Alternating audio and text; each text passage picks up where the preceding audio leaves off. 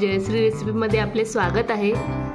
आज आपण बनवणार आहोत मसाला भेंडी। चला तर मग रेसिपी बघूया। भेंडी मी इथे स्वच्छ धुवून घेतलेली आहे।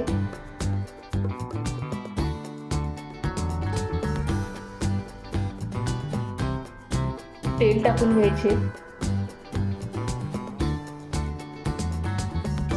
जिरे टाकायचे, मसाला टाकायचा, भेंडी टाकायची,